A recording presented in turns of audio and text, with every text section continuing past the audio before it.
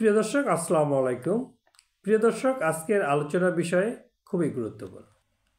আপনি কখনো চিন্তা করেছেন দ্বাদশ দয় বফলা রয়েছে কিন্তু বফলা কোনো উচ্চারণ নেই।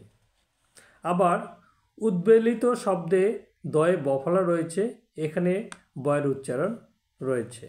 আবার দেখুন, বিদ্বান শব্দেও দয়ে বফলা রয়েছে কিন্তু বয়ের কোনো উচ্চারণ নেই, কিন্তু দুবার উচ্চারিত হয়েছে। তাহলে দয়ে বফলা তিন জায়গায় তিনভাবে উচ্চারিত হচ্ছে। তাহলে এই যে আমাদের নিয়মগুলো, আমাদেরকে যদি আমরা উচ্চারণের নিয়মগুলো শিখি তাহলে আমাদের শুদ্ধ উচ্চারণ করতে কোনো সমস্যা হবে না।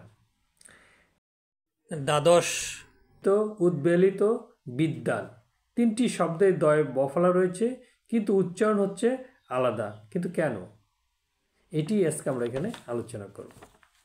তাহলে প্রথমেই আমরা উচ্চারণের নিয়ম নিয়ে আলোচনা করি যে উচ্চারণের নিয়ম অনুসারেই শব্দের প্রথম বর্ণের সঙ্গে বফলা থাকলে বফলার কোনো প্রভাব থাকে না, অর্থাৎ ব উচ্চারিত হয় না। এটা আমরা মোটামুটি সবাই জানি।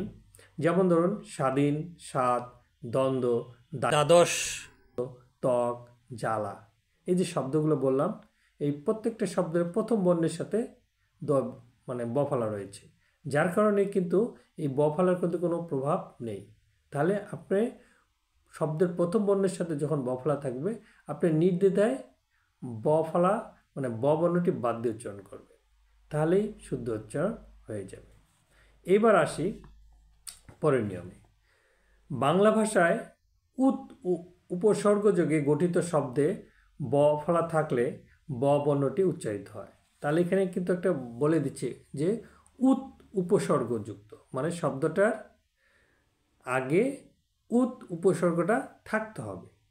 যদি থাকে তাহলে সেক্ষেত্রে ব ফলার বটি উচ্চারিত হবে। যেমন উদ্বোধন, উদ্বেগ, উদ্বেলিত, এরকম আপনি আরও পাবেন, অনেক শব্দ আছে।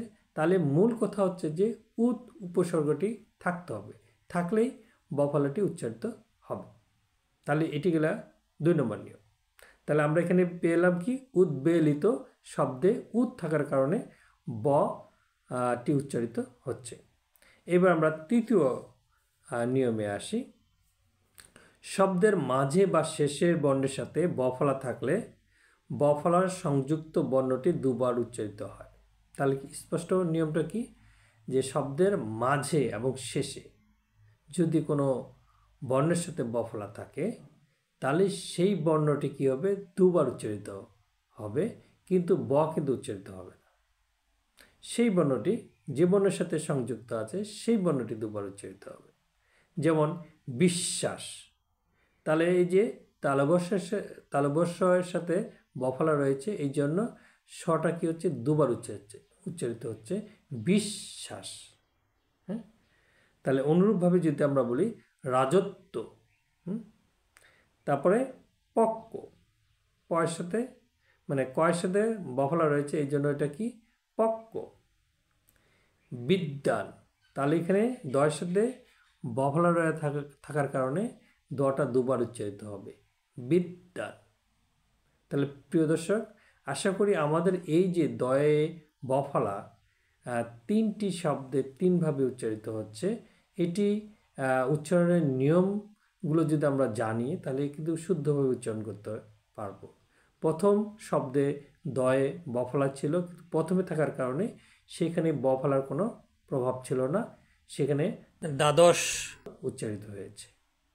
দ্বিতীয় বর্ণটি এখানে দফলা রয়েছে কিন্তু উপসর্গ থাকার কারণে বটি উচ্চারিত হয়েছে, উদ্বেলিত।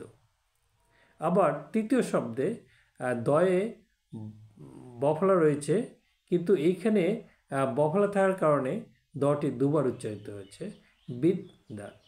তাহলে প্রিয় দর্শক, আশা করি বিষয়টি বুঝতে পেরেছেন। ভালো থাকবেন।